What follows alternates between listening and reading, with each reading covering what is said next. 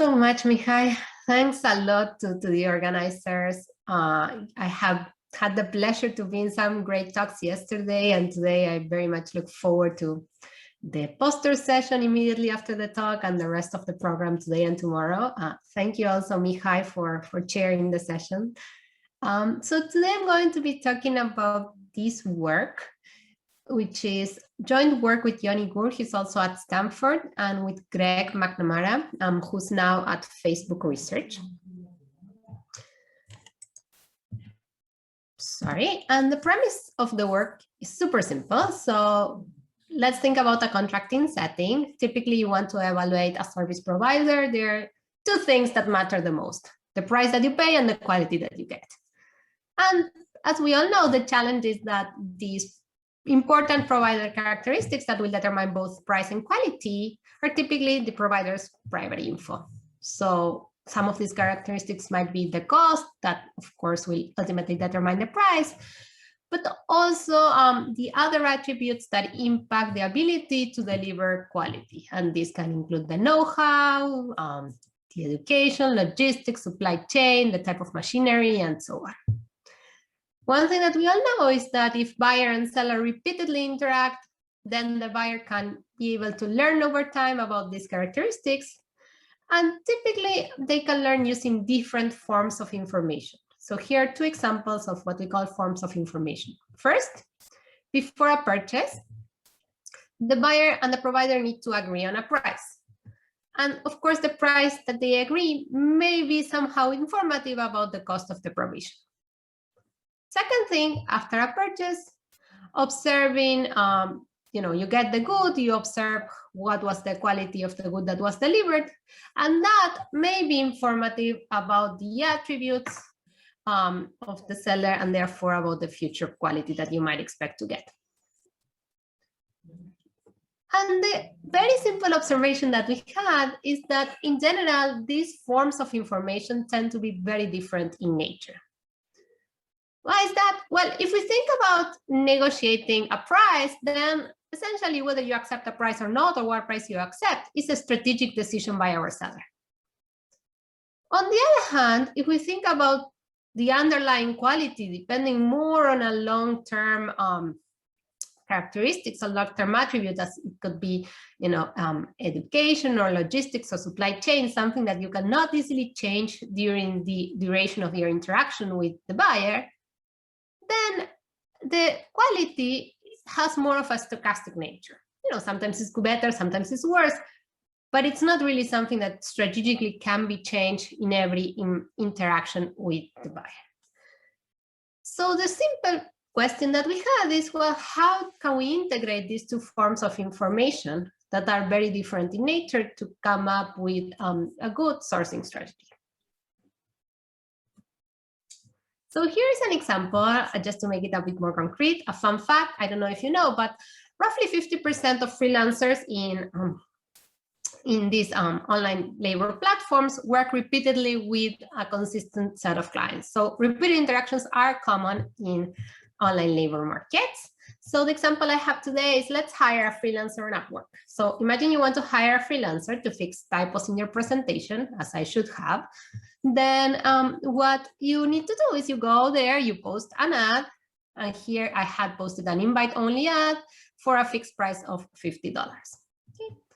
So then you need to invite freelancers to your ad. So let's say you invite a freelancer for $50. Well, whether they accept or not will tell you something about what's their opportunity cost. But then, they accept. You send them the slides, they send you back the comments, and you get to see the quality of the work. And then you are able to learn something about their capabilities, like, oh, how valuable are the comments they made, and so on. So then, based on what you learn, will you invite the same freelancer again? And if you invite them again, what is going to be the price that you'll offer? So the main research question is, how can a buyer design a dynamic sourcing strategy that effectively integrates these two forms of information, one that is strategic in nature, one that is stochastic in nature? The main contributions are, we introduce the most stylized model that you can think of to study this question. We characterize the equilibria in a way that allows us to analyze the trade-offs that are faced by a buyer. And then we're going to showcase the impact of the interplay between these two different sources of information and how this is going to impact the sourcing strategies. Okay, so in terms of related literature, of course, I cannot make justice to this great body of literature, but roughly speaking, you can think of dividing it into two streams. The first one, by and large, has considered experimentation and learning, but typically, except for a few exceptions, one of them by Dirk here, they do not consider strategic environments, or at least for the most part. There's this other great body of literature about dynamic contracting and dynamic mechanism design more broadly, but here the focus is on inferring information based on agents' actions, so what we call strategic learning. And what we're trying to understand is, well, what happens if you have both of them at the same time? Okay, so now let me introduce the model. As I said, it's going to be the most simple model that you can think of in which this question may make sense. And the nice thing about this model is that it has, as we will see later on, two very simple benchmarks that are very well known by all of you, and it will make our comparison easy to try to disentangle what's going on. So here is the model. So we are going to assume that time is discrete, finite, and it's indexed by T. We have a buyer, which is our principal, that wants to buy 1 unit of product in every period. The product can be either provided by our strategic seller, which I'm going to introduce next, or by an outside option, which has known cost and quality. And our buyer can only commit to 1 period contracts, so they cannot promise you anything about the future. Our seller, our agent, at time 0, they privately draw a type, which can be either high or low. And this type is going to be fixed throughout this horizon. So it's going to be persistent, the type. In each time period, the following happens. A seller of type theta can produce at a cost that is determined by their type, so C of theta. If he produces, then he's going to deliver a product with some stochastic quality that's going to be drawn from a Bernoulli with parameter Q of theta, again, determined by the type.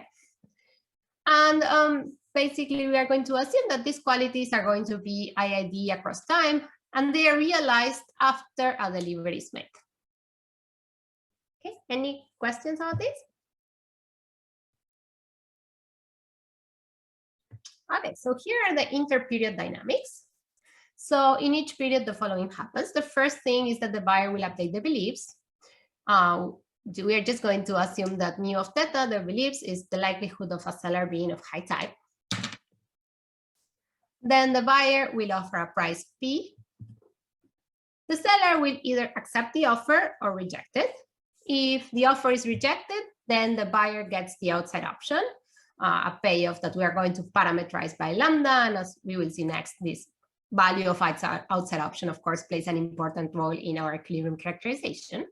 And the seller will get a payoff that it's normalized to 0.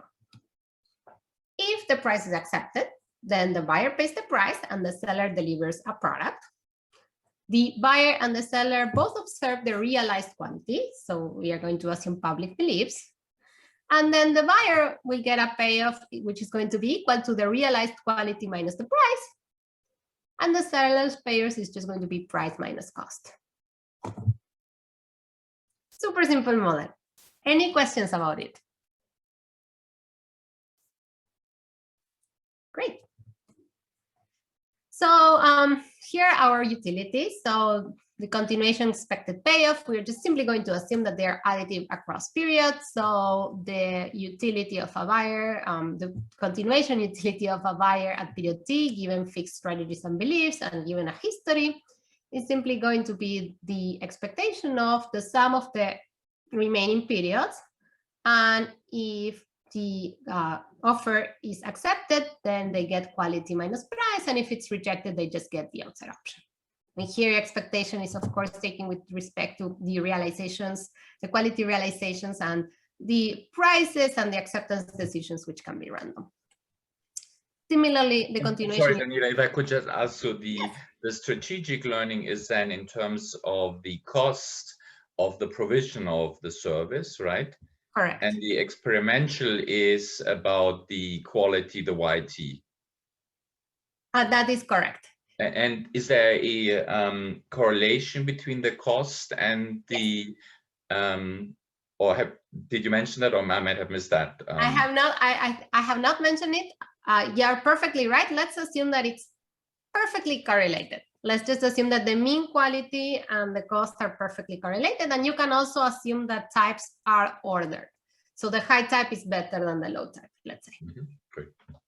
In the paper, we do have some, what happens if we relax, what happens if we do not allow for perfect correlation and so on. But I think the simplest is let's just assume perfect correlation. Great. And continuation utility of the seller is simply sum of our remaining periods of if it's accepted, if they accept the offer, they just get price minus cost, otherwise they get 0, and of course the expectation of that. The equilibrium concept we are going to be using is that of perfect Bayesian equilibrium, which of course we are going to assume that strategies are sequentially rational, and we are going to assume that beliefs are updated according to Bayes' rule, of course, whenever possible. Okay, and we are going to assume the typical refinements that you assume of PVs without going into much detail. Okay, and going back to Dirk's question, what are the type of learnings that we have? Well, we are going to say that the buyer engages in contractual learning if the action is somehow informative about the type. So you should think of this as partially separating price offers. On the other hand, the buyer is going to engage in experimental learning if their price offer was accepted and the observation of the realized quality is informative about the type. And here we have our 2 types of learning: strategic learning, which is going to be given by the seller response to the price offer. And then we have stochastic learning, which is given essentially when a transaction happens and you can get to observe the quality. Okay, so this is our simple model. Here are a lot of discussion of the model assumptions that in the interest of time, I'm just going to skip, but I'm happy to answer any questions that you might have.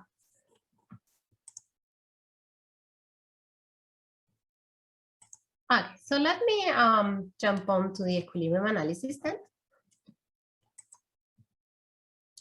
And for that, let me introduce a very simple benchmark. So what we're going to call the experimental-only benchmark, which is a benchmark where we are trying to shut down the strategic learning so our buyer can only learn from stochastic quality observations. So to be able to do that, what we need is that the seller's acceptance decisions is essentially independent of his type. It's not informative about the type. We are going to assume then that seller accepts a price that is greater or equal than the high cost of production and rejects all other prices. And then if we assume this, the buyer strategy, well, they have 2 options. Either they offer CH, they purchase from the seller, they learn from the quality observation, or they offer something less than CH, the seller rejects, and they use the outside option and then get a payoff of gamma. So these are the 2 options for our buyer. And one thing that it's very easy to see is that in this setting, the buyer's problem is essentially equivalent to a one-arm bandit problem where you have a non-retirement option of lambda. And we all know that in these settings, Giddens index policy is optimal. Giddens index policy is simply a threshold policy. Great, so this is our simple benchmark. Now let's talk about the equilibrium. And let's first consider the setting where the value of the outside option is moderate.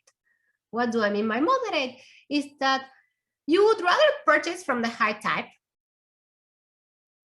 but you don't really want to purchase from the low type, not even if you're able to pay the marginal cost. So not even at a low cost. So this is how our first theorem looks like in this parametric regime. Suppose that this is the case, then the set of equilibria is not empty, and it can be characterized by a sequence of time-dependent thresholds that are increasing over time, such that in any equilibrium, the following happens. If beliefs are above the threshold for that period, then with probability 1, the buyer offers a high price and the seller is going to accept regardless of the type. So it's going to deliver a unit. Okay, so if beliefs are above the threshold, what happens is we have no strategic info released because sellers always accept with probability 1, but we do learn from the stochastic quality observations. On the other hand, then these beliefs will evolve, and eventually, if we reach to a point where beliefs are below the threshold, then with probability 1, the buyer offers a low price that it's going to be rejected regardless of the type, and the buyer then uses the outside option. So in this setting, we don't have any strategic info released and no stochastic info released either. So what essentially we get is that the buyer equilibrium thresholds in this regime is basically not very interesting, and they coincide with the Gittens index policy. Great. So this is our setting. Then we are going to consider the other setting, which is slightly more interesting, which is the setting where the outside option is really bad. So you want to purchase from the low, you want to purchase from the high type, and you want to purchase also from the low type. So you always want to purchase from the seller. Of course, you want to get a good price. So in this setting, we also can characterize the equilibrium as it always exists, and it can be characterized by a sequence of time-dependent thresholds that are increasing over time, and such that in any equilibrium, we have the following. So if our beliefs are above the threshold, then with probability 1, the buyer offers a high price, the seller accepts it regardless of the type and delivers the unit. So yet again, same as in the other case, we have no strategic information released, but we do learn from stochastic observations. On the other hand, if it's below the threshold, then what will happen is that the buyer will offer a low price, or basically a price equal to the low cost of production. And here the low type seller will accept with positive probability, and the high type seller will always reject. And the low type seller accepts with this positive probability that it's increasing in next period threshold and decreasing in the beliefs for the buyer's belief for this period, sorry. So in this case, we do have strategic information because now we get the acceptance decision is informative, somewhat informative about the seller types. It allows us to update our beliefs. However, we do not have any stochastic information because, well, either they reject the offer, in which case we don't learn anything because we don't see a quality realization, or they accept the offer, in which case we know it was a low type and there's nothing left to learn. Great. Okay, so remember I introduced our very easy benchmark, which were the Gittens indices. One question we want to understand is, well, what's the impact of having these strategic interactions then? And here is the impact. So let's compare the experimental only benchmark, our Gittens indices, thresholds compared to the thresholds in the equilibrium, and this is as a function of the periods to go. So on the right, you have less periods to go. And here we can see that the thresholds differ, and there's sort of two things that happen in this strategic environment. One is what we call the upward effect, which is that offering CLs is more valuable because you want to buy from the seller as opposed to the outside option. And there's a chance that a low type seller might accept it. So that is essentially pushing your thresholds up. On the other hand, we have the downward effect, where basically offering a high price is more valuable because you want to be able to observe failures, because being able to observe failures, essentially it's going to decrease your belief, which will induce a higher acceptance probability of a low price in the future. So you really want your buyer, your seller to fail. And of course, this downward effect becomes more dominant with more periods to go, and that's why we have this gap with the Gittens indices. So why are thresholds time increasing? For two reasons. The first one is very obvious, which is the value of stochastic information decreases as you have fewer periods remaining. So your information does become less valuable with less periods to exploit it. But also because the thresholds for the future, and as we know from contracting literature, are going to determine the incentives for a low price seller to accept a low price. Okay, so the other thing that we ask is what's the impact of present and future stochastic information in this model? So this is our contractual-only benchmark. For those of you that are familiar with the Hart and Tirol paper from the late 80s, it's going to be essentially that. The only difference is that we still are going to accrue the value for the stochastic qualities. It's just that we are not going to observe it. So formally, the buyer can only learn from strategic responses to prices. The quality realization are not going to be observed by our buyer or by our seller either. And the equilibrium in this case is just going to be characterized as a sequence of time increasing thresholds again. So again, for those of you that are familiar with Hart and Tirol, this is how our thresholds look if we only have contractual learning. And here is our integrated learning thing. And of course, it is the case that if you only have contractual information, then in every time period, the thresholds are higher. One thing that you may ask is whether the buyer is better off by observing quality realizations. And you might expect that the answer is essentially not always, and that's true.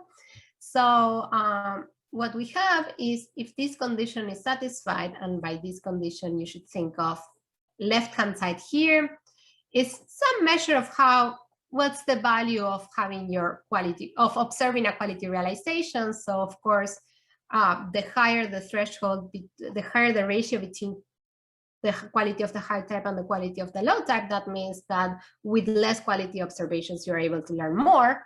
So if this value of quality signal is greater than, here we have the normalized value of a seller accepting a low type offer, which is essentially how much the surplus of having the low type seller accepting your price offer compared to the outside option, normalized by the difference between the cost.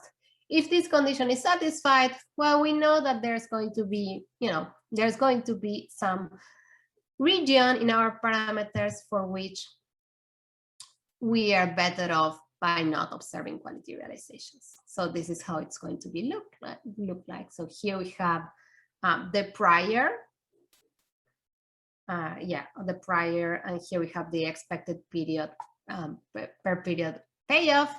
And you can see that contractual only, it's going to dominate for some space of our parameter region. So specifically, if you have a low prior, you're better off not observing the quality realizations because you can more credibly commit to offering high prices.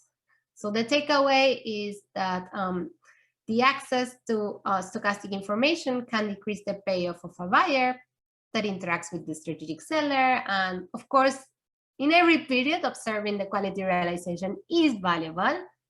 However, because the strategic seller reacts in equilibrium to the future value, then they will accept a PL with price equal to low cost with lower probability.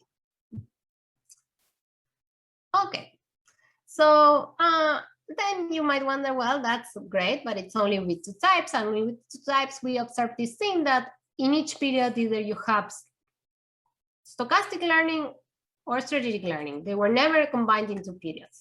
What happens if we were to have more types?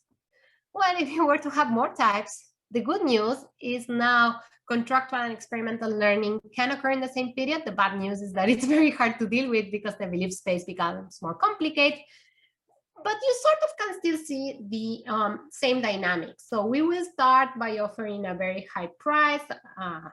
And then as period progresses, we will be dropping, we will be offering, we will start lowering the prices as periods progresses. So we still see sort of the same dynamics. And, we think this case will potentially yield very much more richer insights. It's just we could do very partial characterizations for these cases. But in any case, I think this case, it will definitely yield more interesting insights. Great. So what are the takeaways? So what we did is we introduced this very stylized model of a buyer that learns through repeated interactions with the seller. And what we wanted our model to capture, and I mean, I'm happy to hear your thoughts of what would be the best model to think about this. But one thing that we wanted to really capture is the fact that when you think about dynamic contracting, you really are learning from two sources of information. One is strategic and one is more stochastic and cannot easily be changed. So how do we integrate these two sources of information when we think about designing dynamic sourcing strategies? The good thing about this model is that you can characterize the equilibrium as a sequence of thresholds on the beliefs. And then basically we can compare that sequence of thresholds with different benchmarks to understand what's the impact of having these two forms of information integrated. And what we learned is basically that the ability to separate seller types through price offers may impact the buyer's equilibrium strategy in two opposing ways, but only increases payoffs. However, the access to stochastic information compared to the pure contractual setting without stochastic information can decrease the payoff of a buyer who interacts with the strategic seller. Great, so this is all I have for today. Thank you so much.